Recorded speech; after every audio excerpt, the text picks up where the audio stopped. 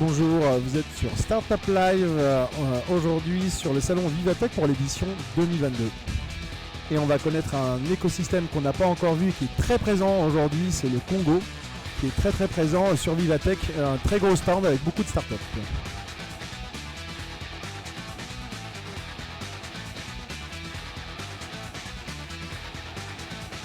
Bonjour à tous, donc comme Farid l'a indiqué, on est sur Vivatech, on continue notre série d'interviews.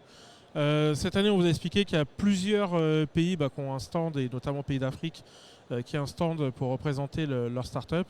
Et aujourd'hui, maintenant on va faire un focus sur la RDC. Et avec moi, Monsieur Mpinda, je vous laisse vous présenter, s'il vous plaît. Oui, bonjour.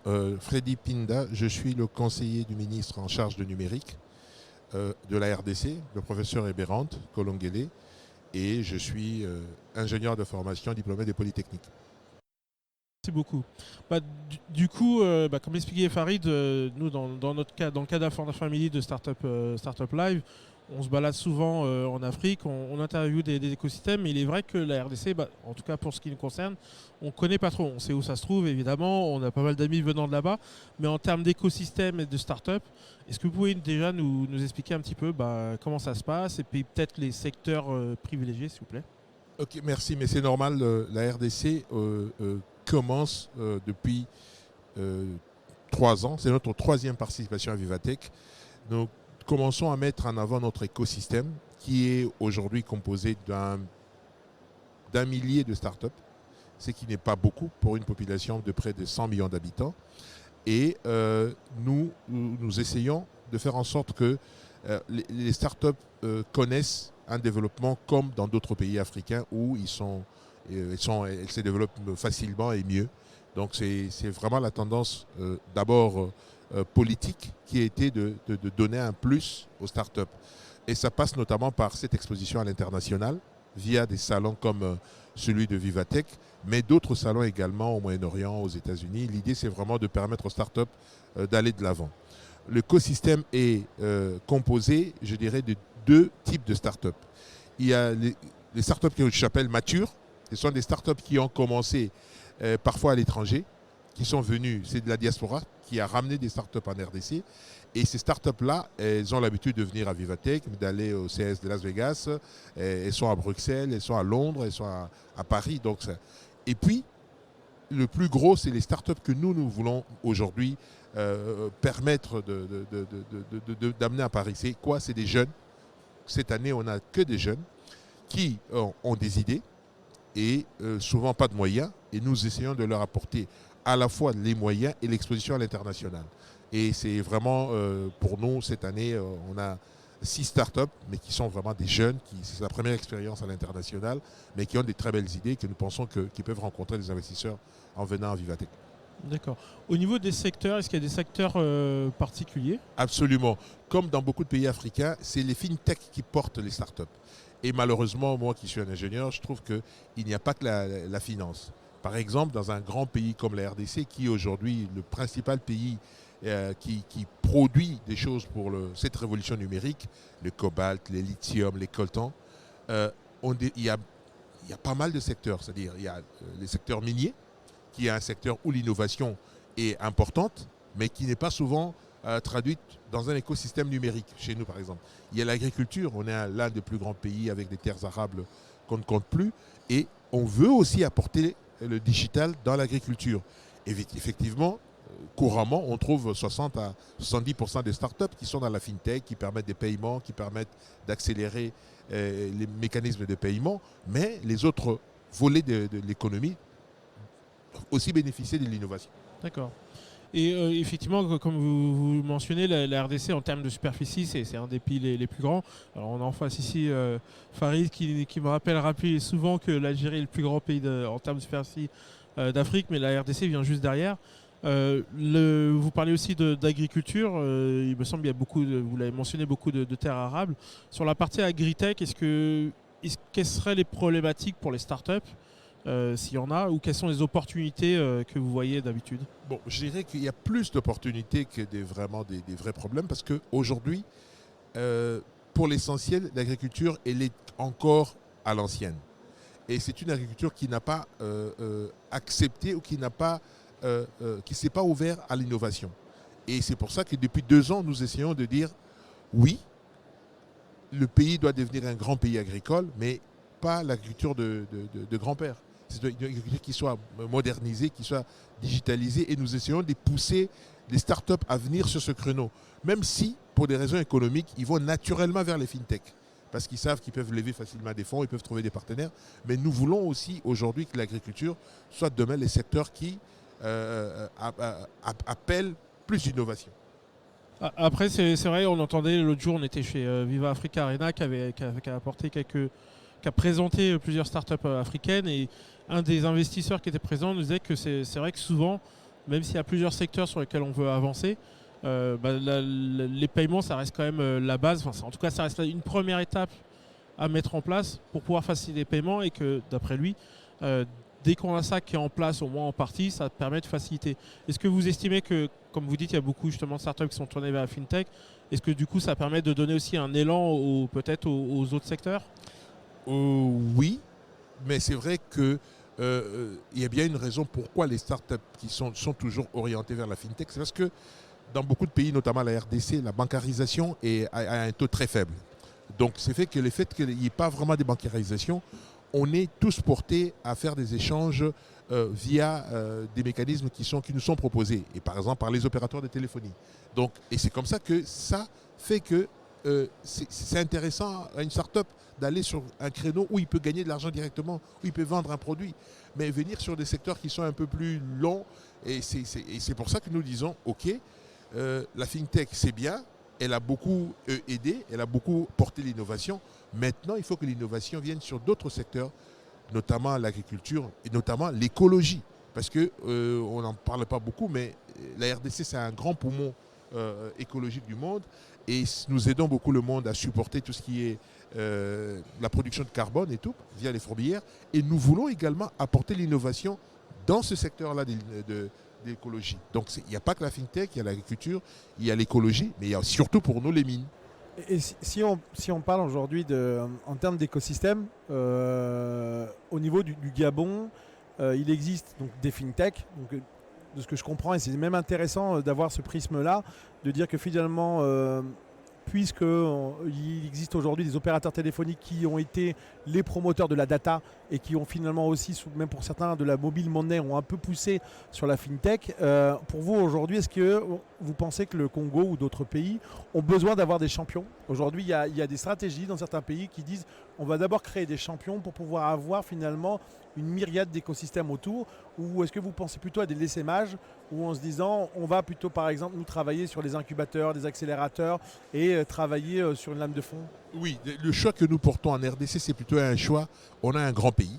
Certes, on a 3 pôles, je dirais 3 pôles digital en RDC, mais l'idée c'est vraiment que ça soit partout dans le pays.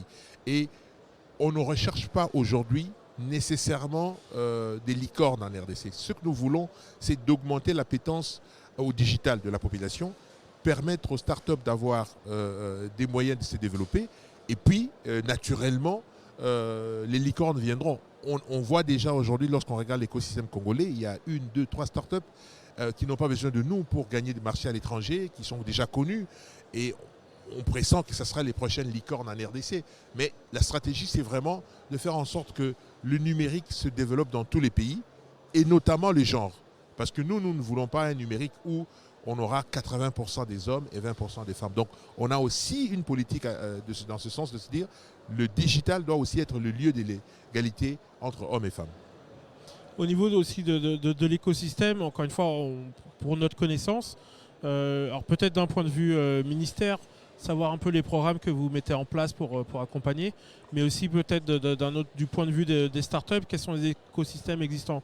On voit dans d'autres pays, Cameroun, Côte d'Ivoire ou autres, où souvent on s'aperçoit qu'il y a certains lieux, 2, 3, suivant les villes, qui en fait permettent de rassembler les personnes quand elles ont, que ce soit on parlait d'ingénieurs, que ce soit tech, mais aussi des fois juste sur pensée, on parle de Fab Lab, etc. Est-ce que vous pouvez nous donner une petite vision justement de comment c'est sur Oui, donc sur la RDC. en RDC, on trouve, je dirais, Kinshasa, Lubumbashi et Goma, c'est vraiment les villes où on peut dire que la tech avance vite par rapport au reste du pays. Et dans ces villes, dans ces 3 villes, l'avancement est porté par les secteurs privés. C'est-à-dire que ce sont des incubateurs privés, ce sont des investisseurs qui sont venus, qui font que l'innovation s'installe. C'est seulement depuis l'année passée, donc depuis que la RDC s'est dotée pour la première fois en avril 2021 d'un ministère du numérique, qu'une réflexion est faite pour dire l'État doit aussi accompagner le développement du numérique et de l'innovation. Donc il y a tout un plan qu'on appelle le plan de transformation numérique de la RDC qui comporte un volet accompagnement des startups.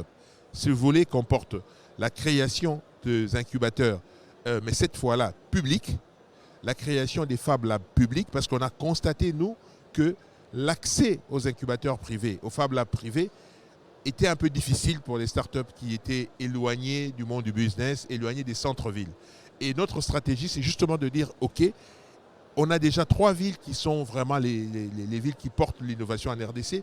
Nous allons apporter l'innovation dans 3 autres villes qui sont des villes moyennes et ça va permettre peut-être à ce que la population, la plus grande partie de la population... Mais comment vous allez le faire? Comment vous allez pouvoir essayer de reproduire? C'est en faisant quoi? Simplement, on a un plan qui consiste c'est un plan qui va... Ces 3 derniers semestres, c'est-à-dire le dernier semestre 2022 et les 2 semestres 2023, qui consiste à créer 3 académies numériques dans le pays, mais qui soient hors les académies qui existent par le privé.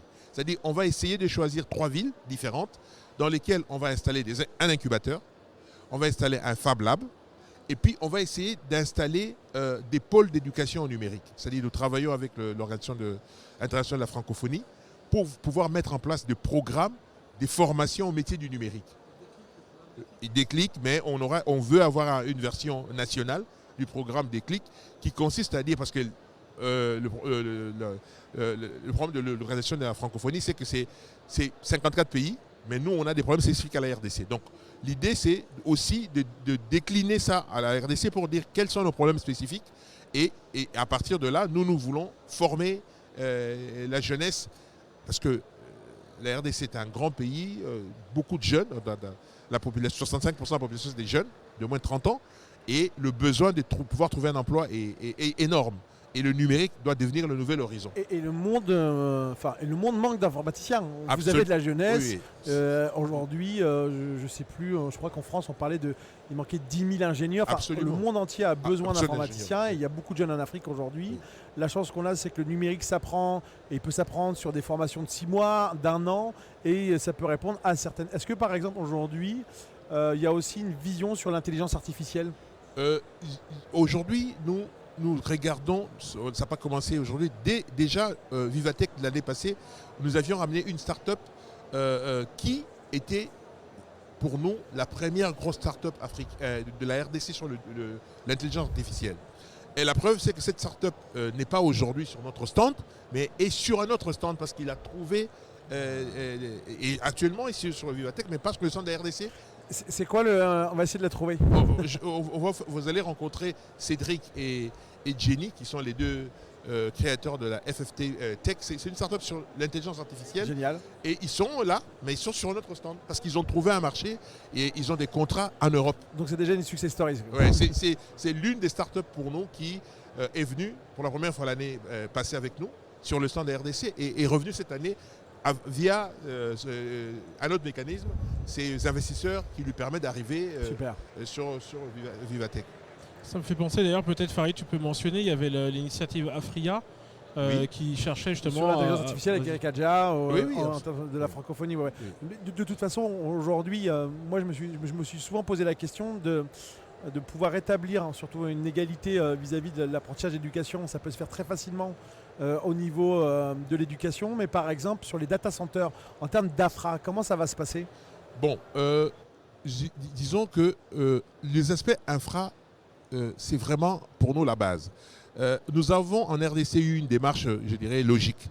Le chef de l'État, le nouveau chef de l'État, quand il était élu, a porté la vision sur le numérique. Donc nous avions d'abord commencé par rédiger, traduire sa vision dans un document qu'on appelle le plan national du numérique. C'est la vision stratégique du pays. qu'est-ce que nous voulons faire à horizon 2025. C'est un document qui a été rédigé en 2019 qui pose la vision et la stratégie jusqu'en 2025. Ces documents a d'ailleurs donné lieu à la création du premier ministère du numérique. C'était une des recommandations. Mais la vision du chef de l'État porte sur quatre piliers. Le premier pilier, c'est les infrastructures. Et en RDC, pour nous, les infrastructures, c'est d'abord les infrastructures électriques, l'énergie. Parce que beaucoup de pays se sont lancés des infrastructures sans énergie. Donc nous disons, le palier zéro, en termes d'infra, c'est l'énergie. Donc on doit pouvoir avoir un déploiement d'énergie, mix énergétique, hydraulique, solaire, et éolienne, pour pouvoir couvrir tous les pays. Et après, on construit les infrastructures qui sont numériques, qui sont essentiellement des data centers aujourd'hui et des connexions en fibre optique. Donc ça, c'est vraiment la vision que nous avons avec un grand plan de déploiement de la fibre optique haut débit dans le pays. Donc, un data center. Et en un an, nous avons eu le temps, depuis l'installation du ministère, de regarder. Et nous venons à peine de lancer un premier appel d'offres qui consistait à moderniser l'ancien data center gouvernemental.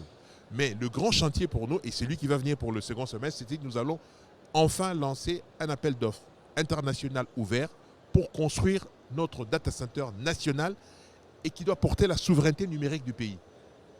Et c'est pour ça que pour nous, il est très important que nous ayons un data center parce que c'est un élément de souveraineté du pays. Et on veut que les données soient conservées au pays et qu'on n'ait pas des données du pays à l'extérieur. J'allais vous poser la question sur la réglementation aujourd'hui, par exemple sur les startups. En France, on a, je le prends comme exemple, mais il y a aussi la Tunisie sur le Startup Act. En France, ça a été sur l'auto-entrepreneur. Aujourd'hui, en termes de réglementation, est-ce qu'il y a des statuts juridiques qui vont être créés? C'est quoi? Qu'est-ce qui a été mis en place ou qu'est-ce qui serait peut-être possible de mettre en place pour aider ces jeunes en termes d'administratif, d'être... Effectivement, la réglementation, c'est quelque chose d'essentiel. La vision que j'ai expliquée tout à l'heure portait 4 piliers. C'était les infrastructures, les contenus, parce qu'on s'était dit que le développement du numérique doit être un développement du numérique qui soit aligné sur les besoins réels de la population. Donc, les usages applicatifs, c'est-à-dire que l'État doit faire en sorte que l'État lui-même, dans ses échanges avec la population, puisse mettre en avant le digital. Mais le 4e pilier, c'était la gouvernance et la régulation. Et c'est très important pour nous de réguler, parce qu'on voit qui sont les grands dans le secteur du numérique, du digital, et c'était très important. Et dans le cadre de la gouvernance et de la régulation, nous avons actuellement proposé un code du numérique, ce sera notre code du numérique. Mais à côté, et comme en Tunisie, comme dans beaucoup de pays, nous avons également développé un document, un livre qui est l'équivalent d'un Startup Act, qui va permettre aux startups d'avoir des avantages fiscaux pour pouvoir se développer mieux. Donc il y a tout ça qui est prévu et tous ces documents vont être débattus à la rentrée de septembre au Parlement. D'accord. On parlait, vous parliez de... je voulais savoir en fait, est-ce que vous êtes concentré pour l'instant, forcément, vous êtes au ministère, donc vous êtes concentré sur le pays, mais est-ce que le fait de s'exporter, alors vous êtes présent ici à Vivatech évidemment pour montrer, est-ce que c'est que de la visibilité? Est-ce que c'est aider les startups, les sociétés à s'exporter? Et au final, ma question c'est, est-ce que vous visez aussi les pays aux alentours, dans la sous-région? Et la dernière question qui est connectée, c'est on commence à parler de la ZLECAf qui a été votée au début janvier 2021, si je ne me trompe pas. Je sais qu'il est prévu que ce soit mis en place par les pays au fur et à mesure. Est-ce que ça, pour vous, c'est une source d'espoir ou en tout cas, quelles sont les lignes que vous envisagez et que ça pourra apporter à votre pays? Ok. Je dirais, on ne vient pas juste à Vivatech pour une exposition. C'est toute une démarche. Je prends un exemple. L'année passée, on est venu avec une startup qui s'appelle Codinet. Et cette start-up, en venant à Vivatech pour la première fois avec nous, a pu rencontrer des investisseurs, établir des contacts. Et cette start-up est actuellement, pour partie, incubée à Marseille. Donc, c'est ça aussi l'idée. C'est pas seulement voir. Nous portons une vision de dire les start-up doivent pouvoir aller vers d'autres pays. Africains, pourquoi pas, par exemple le Kenya, le Maroc. Il y a au moins une dizaine de pays africains qui sont en avance par rapport à la RDC dans le domaine du digital. Et nous, l'idée, c'est de permettre à nos jeunes d'aller là-bas voir, d'aller à Tunis, d'aller à Marrakech, d'aller à Rabat, d'aller à Nairobi, voir comment la jeunesse africaine se débrouille. Ce n'est pas nécessairement venir uniquement à Vivatech. Ça, c'est la première chose, les échanges. Nous avons des échanges avec le Congo, qui est notre voisin, mais nous avons également des échanges avec le Kenya, qui est un grand pôle numérique. L'idée, c'est vraiment qu'il faut qu'il y ait des échanges sud-sud et nord-sud.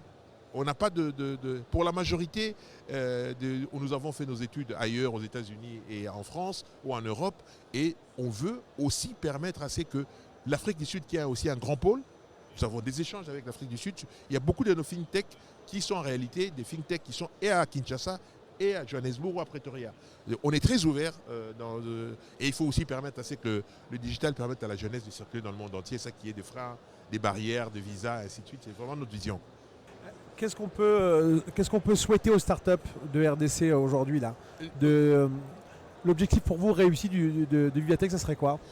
Je dirais que ça, c'est notre troisième participation. C'est quand même un point d'étape important. De ces 3 participations, nous devons pouvoir trouver, je dirais, c'était pour moi la partie transitoire.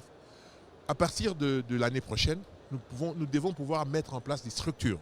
Parce qu'on s'est bien rendu compte que même dans la sélection des startups, même dans l'accompagnement des startups, on a beaucoup travaillé. Mais l'idée maintenant, nous devons installer une structure, une organisation qui soit pérenne, qui fasse que les startups, dès le début de l'année, ils savent, écoutez, moi je vais me préparer au concours de Vivatech et ça va prendre 2 mois et je vais pitcher le mois de mars et je serai choisi fin mars et j'aurai encore 2-3 mois pour me préparer. Donc, au sortir de cette participation, on aura à mettre en place des structures pérennes parce qu'en 3 participations, on sait maintenant comment faire pour venir. Et deuxième pilier qui est important pour nous, c'est que nous avons en RDC les plus grandes compagnies minières du monde qui viennent chercher le cobalt, qui viennent chercher le cuivre, qui viennent chercher le lithium. Ces compagnies font des milliards de bénéfices. Ils doivent devenir le gros pilier du financement de l'innovation. J'allais vous poser la dernière question sur le corporate VC. Est-ce que finalement, c'est pas aussi là où il faut aller, puisque le Congo est un des plus gros pays au monde en termes de miniers? Est-ce qu'il n'y a pas un fonds d'investissement qui peut être fait pour faire du corporate VC? Absolument. Ça fait partie d'un des points de notre plan de transformation numérique de la RDC. Nous devons à la fois des privés, mais surtout des entreprises, parce qu'on a énormément, les plus grandes entreprises minières sont en RDC, ils doivent aider le pays à venir sur ce créneau d'innovation, à se mettre ensemble. Je sais que pour avoir discuté depuis de nombreux mois avec eux, ils sont frileux dans la manière de la gouvernance. Et on va mettre une gouvernance, je dirais, qui soit publique-privée, mais qui permette à ceux qui viennent mettre de l'argent, qu'ils abondent un fonds d'investissement et qui permettent à l'innovation de s'installer. Vraiment, c'est pas à l'État de le faire, c'est vraiment aux entreprises privées qui récoltent des milliards de bénéfices.